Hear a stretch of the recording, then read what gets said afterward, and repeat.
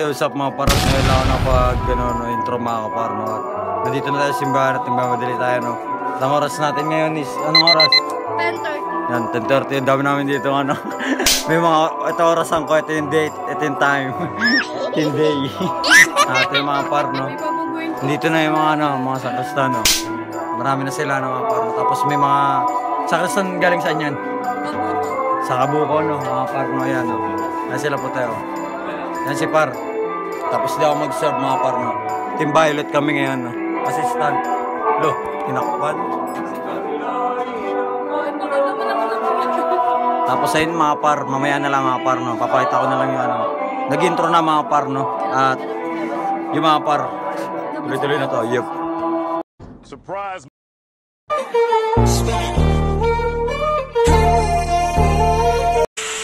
Sa kanyang buhay, tularan natin ang batases at sundin natin ang kalooban ng Ama sa lahat ng oras ng ating buhay.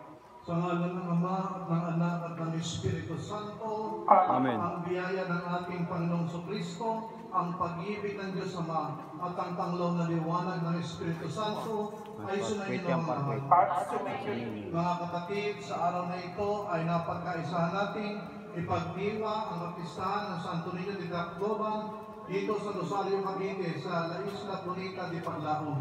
Kaya ihanda natin ang ating mga sarili, pagsisihan ang mga nagawa natin kasalanan sa Diyos, maging sa ating kapwa. Tayo nanunumpisalo sa Diyos na makapangyarihan, kay Santa Maria laging Birhen, sa lahat ng santo at sa isa't isa, na tayo nagkasala sa ating naisip, sa ating nasabi, sa ating nagawa, at sa nakalitangan nating gawin, at ito'y sarili nating kamalian. Kaya sinasama natin sa Diyos na kaawaan tayo, sa mahal na Birhen Maria, at sa lahat ng santo, may panalangin na tayo sa ating Panginoon Diyos. Amen.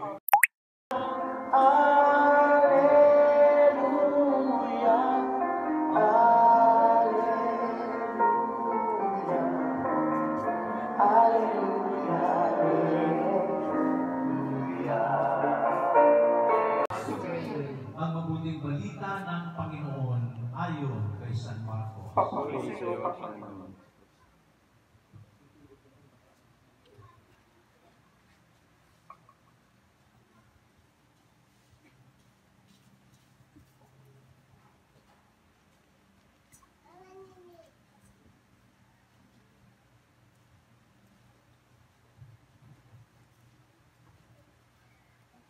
Sinabi sa kanila, pabayaan ninyong lumapit sa akin ng mga bata. Huwag ninyo silang sawayin, sapagkat sa mga katulad nila naghahari ang Diyos. Ito ang tandaan ninyo, ang sinumang hindi tumanggap sa paghahari ng Diyos, tulad sa isang maliit na bata, ay hindi mapapabilang sa mga pinaghaharian niya. At kinalong ni Jesus ang mga bata, ipinatong ang kanyang mga kamay sa kanila at pinagpala sila. Mga minamahal kong kapatid, ang mabuting balita ng ating kaligtasan. Pinupuri ka namin, Panginoon Jesucristo. Ang buhay po sa inyong lahat, mga kapatid. Palakpakan natin ang ating mahal na buong Senyor Santo Niño. Mapalad po tayo ngayong araw sapagkat sa kabila po ng kaabalahan ng ating punong obispo ay napagbigyan po tayo para sa kapiestahan ito ng ika-10 taong kapiestahan ng mahal na buong Senyor Santo Niño. Alam po ninyo, sa Karakol kahapon, napakasaya. Nagpapasalamat tayo, una, higit sa lahat, sa ating minamahal na mga opisyal ng bawat purok. Nagpapasalamat tayo sa mga pastoral, sa mga sakristana na nag-participate, nakipag-cooperate, nakipag-coordinate sa isang masayang kapiestahan na ito. At lalong-lalo na po ang pagsusumikap ng ating minamahal na kapitan ng Isla Bonita. Palakpakan po natin si Kapitan Nestor Llanosa at ang kanyang buong pamilya. Alam po ninyo, para sa kaalaman po, gusto kong sariwain na si Kapitan Nestor Llanosa po ang binigyan ng mandato ng ating mahal na late Mayor Jose Nunong Ricaprente Jr. Si Kapitan Nestor po ang binigyan ng mandato na alagaan, palaganapin, ayusin, gawing masaya, maunlad at matahimik ang La Isla Bonita de Salinas. At yun po, sa kabila po ng mga pagsubok sa kanyang buhay, hanggang sa siya maputulan ng paa, ay nandyan po si Kapitan Nestor, nananatiling nakatayo, matatag. Sabi ni Kapitan Nestor, sabi niya, paring father, alam mo, pagsubok sa akin ng Diyos ito eh.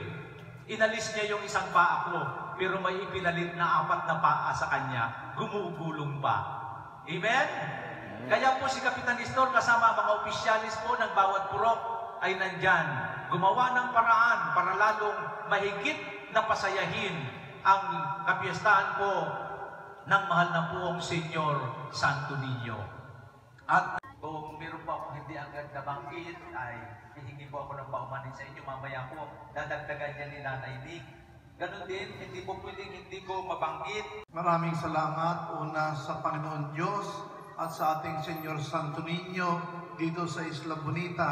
Gayon din sa iyo, Bishop Buddy, na siyang missionary bishop ng Diocese of Cavite. At gayon din sa inyong lahat na nakaupo riyan, sino man kayo, ano man kayo, salamat sa Diyos at tayo'y naging Katoliko, Pilipino, Kristiyano. Sa ngalan ng Ama at ng Anak at ng Espiritu Santo. Amen. Una, may aaminin ako sa inyo. Bawal na bawal po sa pare o sa obispo na nasa altar may hawak na cellphone.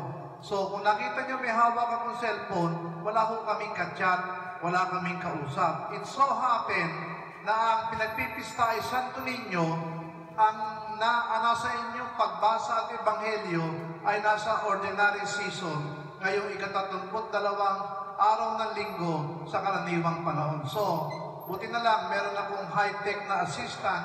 Ako po hindi marunong maghanap dito. Sabi ko, hanapin mo sa buhay na Santo Niño ang pista.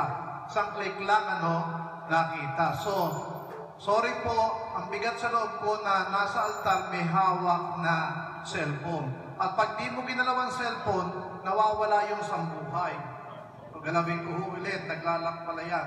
So, heto ho yung sambuhay, nasa cellphone, high-tech po. Kasi sa makabagong panahon, ginagamit ang social media sa pangangaral ng salita ng Diyos. Andito po ang liturhiya, unang pagbasa, salmon tugunan, ikalawang pagbasa, ang gospel o ebanghelyo nandito po. Hanggang panalangin ng bayan, dito po, hanggang sumasampalataya, andito po. Pero pagdating ng panalangin ng bayan, pupunta tayo doon sa misal na dala-dala ko. Misal ng Simbahang Katoliko, Pilipino-Kristiyano. Hindi Romano, hindi po Aglipay, purong-purong Katolikong Pilipino na Kristiyano pa. Ayun, nawawala pala, So, mga minamahal na kapatid, uulitin ko, pahawak na. Pag nagpipista tayo, ang buong buwan ng Enero, Santo Niño Festival. Pagdating ng Pebrero a 2, Candelaria. Meron kayo nandito, bendisyon ng mga kandila sa February 2. Pagdating naman ng Quaresma, Ash Wednesday na, Miyerkules de Ceniza. At pagkatapos sa ilang linggo ng Quaresma, papasok ang linggo ng Palaspas, Santo-Santo, Biyernes Santo, Sabado de Gloria, hanggang linggo ng pista ng muling pagkabuhay ng ating Panginoong Jesucristo. Pagdating naman ng Mayo 1, yung tinatawag na hindi Santa Cruzan, tinatawag na tapusan, mula May 1 hanggang 31, may rosaryo, may misa at may pag-aalay ng bulaklak sa mahal na Birheng Maria. Ayun yung ating Mama Mary. Kaya pagka Mayo, hindi lang rosaryo, hindi lang pag-aalay ng bulaklak, meron din tinatawag na Santa Cruzan, kung saan ginugunita natin yung paghahanap ni Santa Elena, na nanay ni San Constantino, sa krus na pinagpakuan ng ating Panginoong Jesucristo. Tatlo yung krus Kaya yan, sa pantikang Pilipino, may tinatawag na tibag. Ano yung tinitibag? Bundok yung tinitibag, hinuhukay. May tatlong krus. Kay Kristo, kay Dimas, kay Gestas.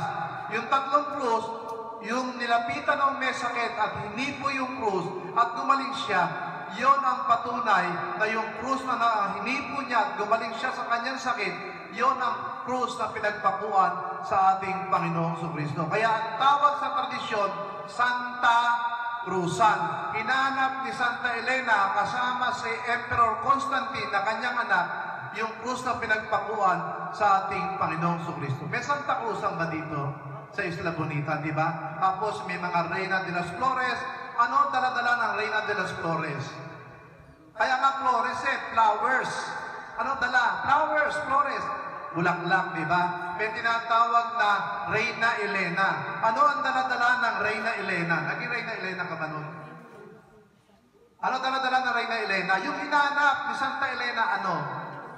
Sasagala kita sa Mayo, ha? Nakakalimutan mo. Ano ang dala-dala ni Reina Emperatriz? Kung krus sa Reina Elena, kung bulaklak sa de las Flores, ano naman sa Emperatriz? Ano dala-dala niya? Hindi corona. Ayun o, ano ba yung dala-dala ng Santo Niño? Nasaan yung hawak ng Santo Niño? Bukod sa mundo, ano ka partner? Hindi, ayun na yung mundo eh. Ano ang kulang?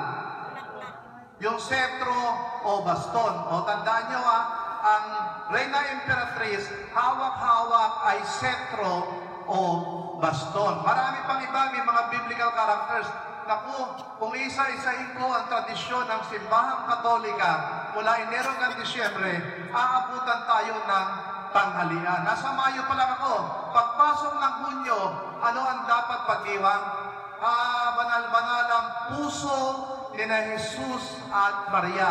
The Sacred Heart of Jesus and Mary. Hunyo po ang piyesta niya, buong buwan ng Hunyo. Yung tinatawag na Corazon de Jesus at Corazon de Maria. So dilalagpasan July. Pahinga tayo ng July. Sa July, regular na misa paglinggo. Punta tayo ng Agosto. Agosto 15, ano pinagdiriwang ng simbahan? Simbahang Romano, simbahang Aglipay, simbahang Katoliko, Pilipino-Kristiyano. Ano meron pag Agosto 15? It is a dogma from the Roman Catholic Church na naniniwala tayo na totoo. It is a dogma, August 15.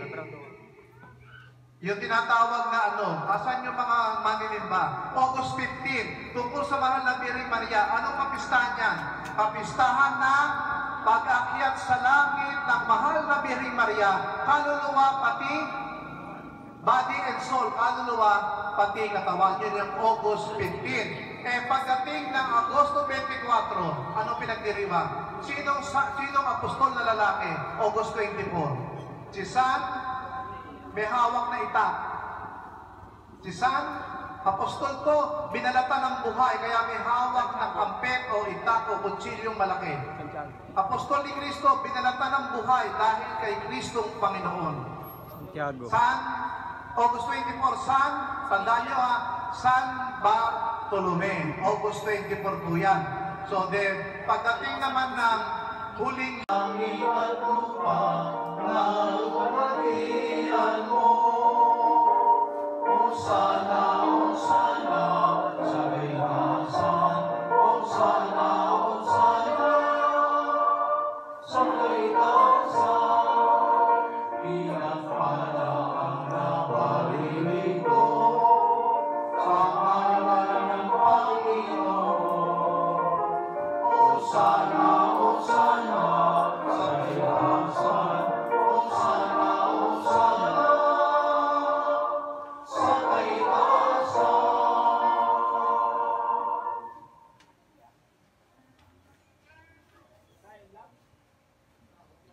Makapangyarihan Diyos, makalangit na Ama, sa kapangyarihan ng Espiritu Santo, pagpasamot, pagkabalin mong pinapay at alak, upang para sa amin ay maging kamaan-maan ang katawan sa buhok na iyong anak si Jesucristo ang aming Panginoon. Sapagkat ang labing sa ipagkanulo, ang Panginoon ay kumuha ng tinapay, at nang siya'y makapagpasalamat sa iyo. May kanyang pinagpupot-putol, pinarasot binigay sa kanyang mga anak at sinabi, tanggapin niyo lahat ito at kanin. Ito ang aking katawan na pinagkakalog sa inyo. Gawin niyo ito bilang pag-alaala sa akin. O Panginoon ko at Diyos ko, magpasan ng pamanak mong nagiging sa iba ng banak sa araw na ito, sampo na kanilang mga pamilya. Amen. Ngayon din naman matapos ang napunan ng ino niya ang kalis. At ang sa'yo muli makapagpasalamat sa iyo. Yung kanyang binigay sa kanila at sinabi, tanggapin ng lahat ito at inumin. Ito ang aking kalis ng dugo ng bago at walang hanggang tipan na nabuhos para sa inyo at para sa marami. Kaya pagpapatawad ang inyong mga kasalanan, kailanman at iinom ganito'y gawin bilang pag-alaala sa akin. My Lord and my God, O Panginoon, makakalitawan ng mga anak mo na nakikipo sa iyo balang lambana, sa araw na ito makapistahan ng anak mo ang Santo Niño, Tacloban, ayon sa iyong kalooban. Makakalitawan nila ang lahat ng kanilang kahilingan sa iyong banal na harapan. Amen. Pagtangal natin ang misteryo ng Stop mga par, tapos na ang misa, no? Nakalimutan ko na mag-vlog nyo sa, sa pagbabasbas mga par. At yung mga par, tapos na ang misa natin, no? At ito ang kaganapan ngayon. No? Alas 3 na kami umuwi kagabi. At yung mga kapar. Hindi ko alam, nagdi-video pala ito kanina. Pagkalingon mo, may camera doon. At yung mga par. Ayun sila Bishop mga par, nandito mga par. Yan, tapos na misa. Ayun mga taga-Kabuko yung mga par. Ayun yung mga kapatid namin sa 13 Martires mga par. Galing pa silang 13. Pumunta sila dito para mapagdiwang ng mga par, no, fiesta. At ayun mga par, papunta na kami Kalakap, no. Ayun si Bishop Anthony, no. Mga sakristan mga par. Sobrang tutong para makakasapak ako pagdating nila. Pupunta namin doon. Tapos yung ulam. Let's go na, kumain. Tara na. Sa paparat, nandito na kami, no, sa sa Kalakap, no. Magulo dito. Na kayo, tubig, coke, royal. Ay, magulo na dito, no. At di na malaman kung ano yung kakainin, no. Ano sasabihin mo para sa interview mo? Yes. Ito na nangyayari mga par, no. Dumog na lahat, no.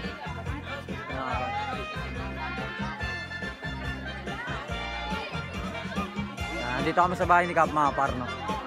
Ano masabi mo, Melvin? All good.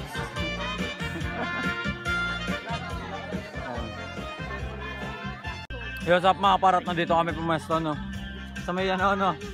Pinag-basketball lang kahapon ng mga par, nung campers lang sila, di ko na nabidyoan, no. Tapos nakadress mga par, mga tatay, tapos mga bata. Nandito kami. Pwesto na to mga par ng mga judges. Kaganapan dito.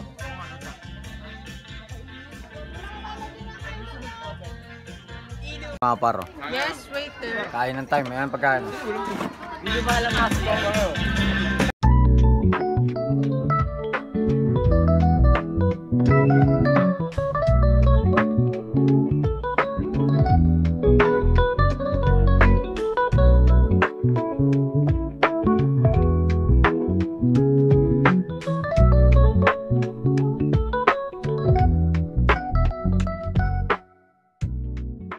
At sa'yo, what's up mga par? Tapos na kami kumain, no? Saya na dito, no? Saya ko na, oh. Nagkakasayaw na mga par, no? Kasi may sayawang kagabi mga par. Kumbaga pakuratsa dito sa isla namin. Kailan mga par? Sayaw na sila, oh. Kuya, yung mga hindi nila naubos, ibalik mo doon. So what's up mga par, tapos na ang ating na mga par, no? Ang ating fiesta, no? At yung mga par, sana na info at nagala, napasaya at na libot, nagutom mga par sa ginawa namin ng mga kapar, no? At yung mga par, pinagpuputol-putol, parang putol-putol na yung video mga par kasi no? Pinabot ko na lang, no, kasi sa storage, no, para passion. At ayun lang mga par, at laging good vibes lang, no. At yun, muli maligayang kapistahan sa amin, no, sa kay Senior mga par, kay Senior Santo Niño di Tacloban o di Salinas, di Isla Bonita, yung mga par. At ayun lang mga par, peace out and Brrra. Nama par. Yun.